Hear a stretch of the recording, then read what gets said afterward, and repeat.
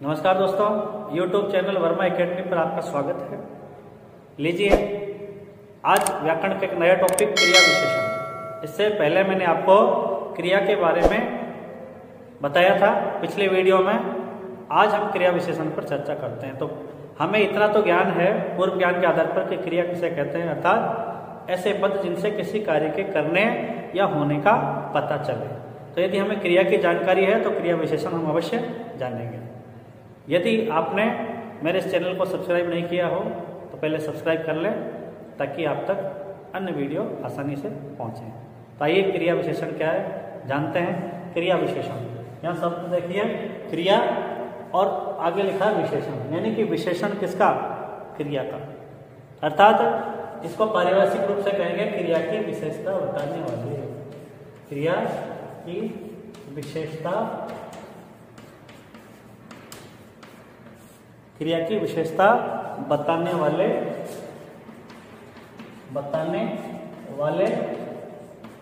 शब्द। ठीक है, क्रिया विशेषण क्या होंगे? क्रिया की विशेषता को बताने वाले शब्द, यानी कि ऐसे शब्द वाक्य में प्रयुक्त कहीं भी वो ऐसा शब्द होगा जिससे हमें ऐसा लगेगा कि किसी क्रिया की विशेषता को बता रहे हैं। आइए, तो क्रिया विशेषण की ये तो है ही परिभाषा सामान्य रूप से, क्योंकि ये क्रिया की विशेषता बताने का ही काम करते हैं। अब इसके भेद के रूप में हम देख सकते हैं कैसे। क्रिया विशेषण के 4 भेद हैं। इन भेदों के माध्यम से हम आसानी से समझ जाएंगे।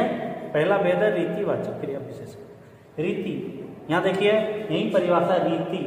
रीति का मतलब इसमें क्रिया के होने की रीति का पता चलता है।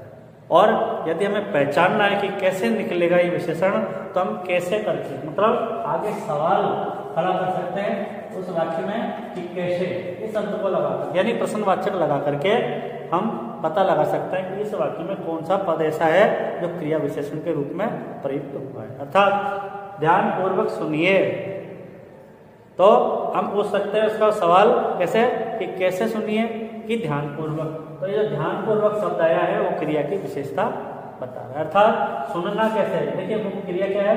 सुनना। और सुनना कैसे है? ध्यान पूर्वक।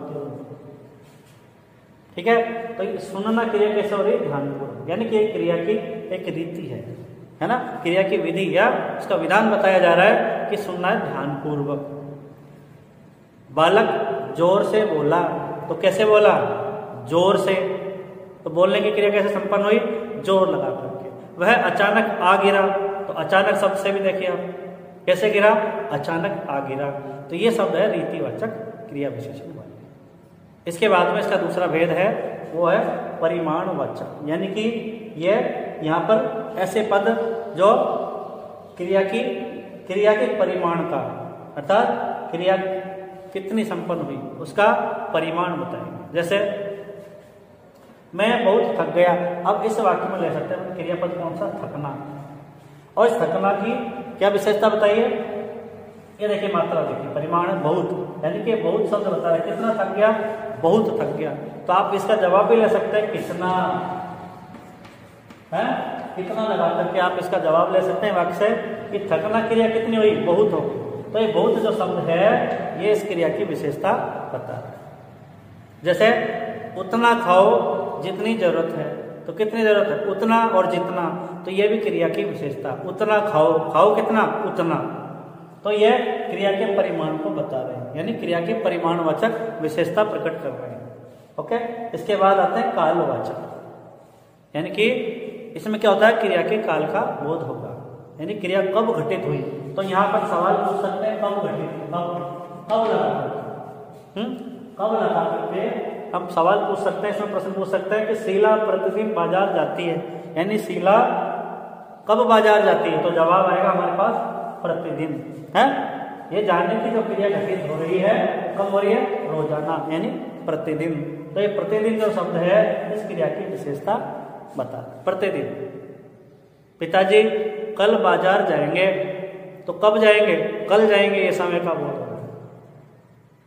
वे आज लौटेंगे, कब लौटेंगे? तो लौटना क्रिया होगी, यानी उस क्रिया का समय का बोध कराया जा रहा है, अर्थात आज।